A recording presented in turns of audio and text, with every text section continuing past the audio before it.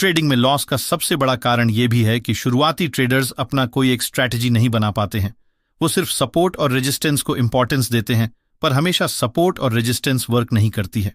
इसलिए हर एक ट्रेडर के पास कुछ अच्छी स्ट्रैटेजी होनी चाहिए जिसकी मदद से आसानी से प्रॉफिट बन सके। तो आपको कोई भी स्ट्रैटेजी बिल्ड करने से पहले आपको मार्केट की ऑर्डर स्टेट के बारे में पता होना चाहिए, क्योंकि आप एक स्ट्रैटेजी सीखकर सभी प्रकार के मार्केट में प्रॉफिट नहीं बना सकते हैं।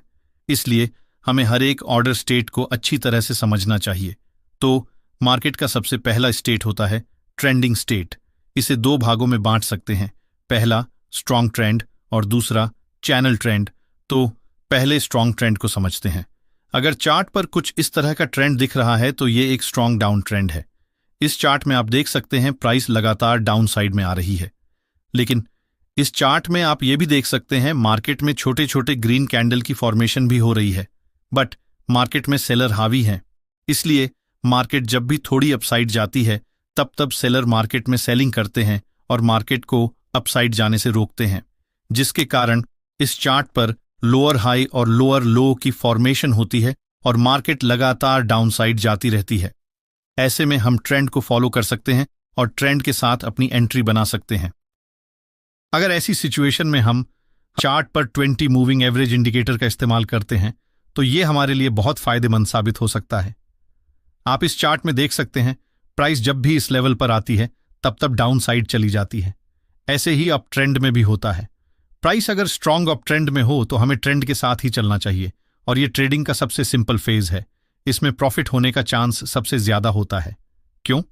क्योंकि हमें सिर्फ ट्रेंड को फॉलो करना होता है। अब हम दूसरे टाइप के ट्रेंड को समझते हैं जिसे हम चैनल ट्रेंड कहते हैं। जब डाउन ट्रेंड में प्राइस का रिट्रेसमेंट ज्यादा बड़ा हो जाता है तो हमारे चार्ट पर कुछ इस तरह के चैनल देखने को मिलते हैं। इस केस में हम ऊपर के सभी रिवर्सल पॉइंट्स को कनेक्ट करके अपर ट्रेंड लाइन ड्रॉ कर सकते हैं और निचले रिवर्सल पॉइंट्स को कनेक्ट करके लोअर ट्रेंड लाइन बना सकते हैं। इस तरह के चैनल में हमारे पास बाइंग और सेलिंग दोनों की अपॉर्चुनिटी होती है। हम चैनल के लोअर रिवर्सल पॉइंट पर बाय पोजीशन में एंट्री कर सकते हैं और चैनल के अपर रिवर्सल पॉइंट पर सेल पोजीशन में एंट्री कर सकते हैं। हालांकि हमारे पास बाय और सेल दोनों की अपॉर्चुनिटी होती है, लेकिन अगर ज्यादा कंसिस्टेंटली प्रॉफिट बनाना है तो हमें ट्रेंड के साथ ही चलना चाहिए। जैसे कि चार्ट में आप देख सकते हैं मार्केट डाउन ट्रेंड में है, तो हमें कोशिश करनी है कि मार्केट जब भी इस वाली लाइन के पास आए तो हम सेल की तरफ अपना पोजीशन बना सकते हैं। लेकिन अगर आप चैनल के सपोर्ट के पास बाय भी करना चाहते हैं तो आपको एक बुलिश कैंडल जैसे हैमर या बुलिश एंगल्फिंग जैसे कैंडल की फॉर्मेशन का इंतजार करना चाहिए। और जैसे ही ग्रीन कैंडल इस बुलिश कैंडल के ऊपर अपनी क्लोजिंग करती है तो आप ट्रेड में अपनी एंट्री बना सकते हैं। इसकी एक्यूरेसी बहुत हाई होती है। अगर आपने मेरे पिछले इस वीडियो को देखा होगा तो आप कॉन्सेप्ट को बहुत अच्छी तरह से समझ सकते हैं। मार्केट की दूसरी स्टेट है शिफ्ट फेज।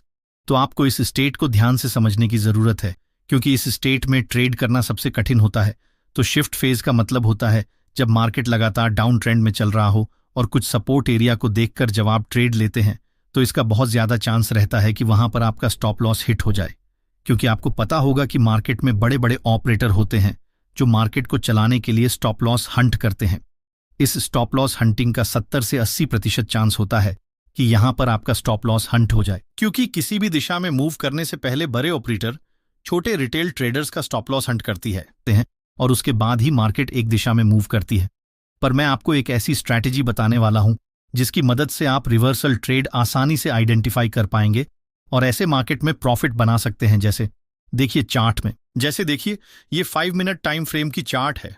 इस चार्ट को देखने पर क्लियरली पता चल रहा है कि मार्केट में इस एरिया के पास एक इंपॉर्टेंट सपोर्ट एरिया है, बट इस एरिया में मार्केट बहुत देर से कंसोलिडेट भी कर रही है, जिसको देखते हुए बहुत सारे रिटेल ट्रेडर ने इस एरिया में अपसाइड में अपनी एंट्री बनाई होगी। बट आपको एक और बात पता होनी चाहिए कि मार्केट में बिग प्लेयर्स भी होते हैं जिन्हें ऑपरेटर्स कहा जाता है।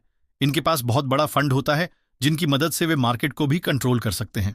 और इस चार्ट में आप यहां पर देख सकते हैं मार्केट में इस एरिया में लिक्विडिटी जनरेट हुई है, मतलब यहां पर रिटेल ट्रेडर्स बाय और सेल कर रहे हैं, पर सपोर्ट एरिया होने के कारण ज्यादातर ट्रेडर्स सिर्फ बाय कर रहे हैं और इस एरिया के पास स्टॉप लॉस रख रहे हैं।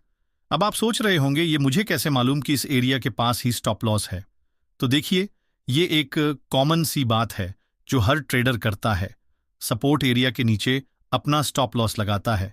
और देखिए क्या होता है, मार्केट इस सपोर्ट एरिया को ब्रेक कर देती है, जिसके कारण उन सब लोगों का स्टॉप लॉस हिट हो जाता है जिन्होंने बाय साइड में अपनी एंट्री बनाई होगी। पर यह ब्रेकआउट सोचकर यहां पर एक बार फिर से रिटेल ट्रेडर डाउन साइड में अपनी एंट्री बनाए होंगे, पर एक बार फिर से यहां पर उन लोगों का स्टॉप लॉस हिट करती है और अपने कंसोलिडेशन फेज को भी एक बुलिश कैंडल के साथ ब्रेक करती है और यहां से मार्केट लगातार अप साइड में चली जाती है। तो ऐसे मार्केट से हम ये सीख सकते हैं कि कभी भी कंसोलिडेशन फेज में ट्रेड में अपनी एंट्री नहीं बनानी चाहिए। जब मार्केट कंसोलिडेशन फेज को एक बुलिश कैंडल के साथ ब्रेक करती है और इसके ऊपर एक और ग्रीन कैंडल का फॉर्मेशन होता है, तब आप इसके ऊपर ट्रेड में एंट्री बना सकते हैं और स्टॉप लॉस इस एरिया के नीचे रख सकते हैं। क्या आपके साथ कभी ऐसा हुआ है तो कमेंट में जरूर बताएं। तो यहां पर हमने एक और बहुत इंपॉर्टेंट बात सीखी कि ट्रेडिंग में पेशेंस बनाना बहुत जरूरी है। दिन में भले ही 2 ट्रेड में एंट्री कीजिए जिसमें मार्केट आपके सेटअप पर हो। कई सारे ट्रेडर्स मार्केट शुरू होने के साथ ही ट्रेड करने लगते हैं और 7 से 8 ट्रेड कर लेते हैं और शुरुआत में जो प्रॉफिट उन्होंने बनाई होती है वो भी लॉस में कन्वर्ट कर लेते हैं। इसलिए मार्केट में हमें तब तक वेट करना चाहिए जब तक कि मार्केट हमारे सभी क्राइटेरिया को पूरा ना करे। मार्केट का थर्ड स्टेज है वॉल्यूम एनालिसिस। ट्रेडिंग में एक और बहुत जरूरी चीज है जिसे ज्यादातर नए ट्रेडर्स इग्नोर कर देते हैं और वो है वॉल्यूम। वॉल्यूम मार्केट में होने वाली एक्टिविटी को दिखाता है और ये समझने में मदद करता है कि कोई मूवमेंट कितना मजबूत है। मान लीजिए आप स्ट्रॉन्ग ट्रेंड में ट्रेड कर रहे हैं और चार्ट पर प्राइस लगातार डाउनसाइड जा रही है, लेकिन अगर वॉल्यूम कम है तो ये ट्रेंड ज्यादा देर तक चलने वाला नहीं हो सकता, क्योंकि वॉल्यूम के बिना कोई भी मूवमेंट में दम नहीं होता। तो हर ट्रेडर को वॉल्यूम को समझना और उसका इस्तेमाल करना चाहिए। उदाहरण के लिए मान लीजिए आप चैनल ट्रेंड में ट्रेड कर रहे हैं।